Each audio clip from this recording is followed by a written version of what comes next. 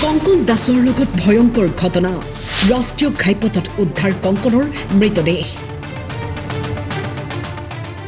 যুৱকজনৰ বাহন উদ্ধাৰ হ'ল অন্য এঠাইত অৰুণাচলত ব্যৱসায় কৰা চিলাপথাৰৰ ভৈৰৱপুৰৰ কংকন দাসে বৃদ্ধা মাতৃৰ চিকিৎসাৰ বাবে আহিছিল ঘৰলৈ 30 জানুৱাৰীৰ নিশা কি হ'ল যুৱকজনৰ লগত কোনে কি কৰিলে সেয়া ৰহস্য হৈ থাকিল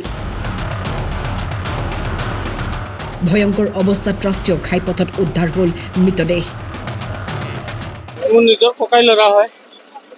আৰু মই এতিয়া গম পালোঁ মই দোকানত আহিছিলোঁ দোকানত আহি গম পালোঁ যে এনেকুৱা ঘটনা হ'ল আমাৰ লগৰীয়াবিলাকে ফটো ফটাইছে এতিয়া আহি কিনে চালোঁ ইয়াত ভাঙা দলঙত হৈ আছে আৰু গাড়ীখন আছে বোলে উত্তৰ বালিগাঁও বোলে গাড়ীখন আছে এতিয়া আমি গাড়ীখনো চোৱা নাই এতিয়া মানে ক'ত আছে ক'ত নাই আমি চাইছোঁ এতিয়া বোলে বালিগাঁও খবৰ পাইছোঁ বালিগাঁও গাড়ীখন আছে আৰু ইয়াত মানে ডাইৰেক্ট মানে দিছে মানে এতিয়া আমি প্ৰশাসনৰ পৰা মানে প্ৰশাসনক মানে হাত জোৰ কৰি কৰিছোঁ আমাক মানে ন্যায় লাগে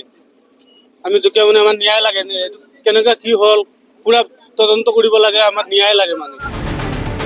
দুৰ্বৃত্তই চোকা অস্ত্ৰৰে নিশংসভাৱে যুৱকজনক হত্যা কৰাৰ সন্দেহ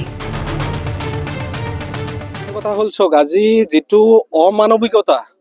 যিটো ঘটনা দেখিলোঁ কিন্তু সঁচা কথা ক'বলৈ গ'লে কৰিছে আৰু কোনোবাই ক'ৰবাত কৰি আনি ইয়াত পেলাই থৈছে তো বিশেষকৈ মই সদৌ অসম বাঙালী যুৱ ছাত্ৰ ফেডাৰেশ্যনৰ ধেমাজি জিলা সমিতিৰ হৈ প্ৰশাসনক বিশেষভাৱে অনুৰোধ কৰিম এই কালপিকজনক অতি শীঘ্ৰে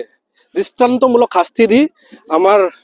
আমাৰ মনৰ ভাৱটো যেন আমাৰ শান্তি পাওঁ বা গাৰ্জিয়ানসকলে যাতে শান্তি পায় সেই ব্যৱস্থাটো যেন প্ৰশাসনে কৰে মই সকলো ৰাইজৰ হৈ বা সংগঠনৰ হৈ মই দাবী জনাইছোঁ অসম চৰকাৰৰ বিশেষকৈ মুখ্যমন্ত্ৰী SP DGP সকলোকে অনুৰোধ কৰিছোঁ তেনেকুৱা ঘটনা যেন পুনৰাবৃত্তি হ'ব নোৱাৰে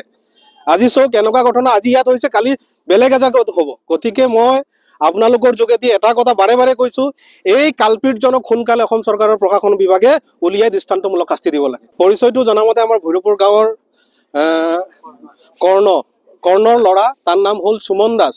আৰু তাৰ নিকনেম এটা আছিল কংকন দাস বুলি মাতে তাক তেখেত জনাত তেখেত বাজাৰত কিবা এটা দোকান আছে তেখেতৰ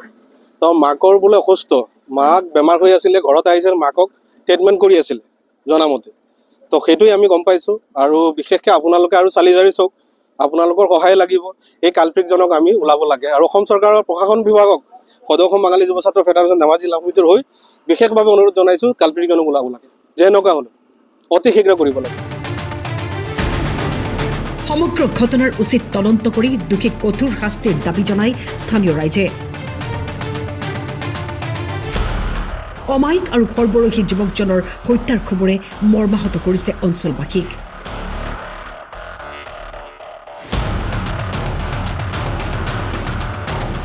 চিলাপথাৰৰ পৰা মণিকান্ত টাইৰ ৰিপৰ্ট টাইম 8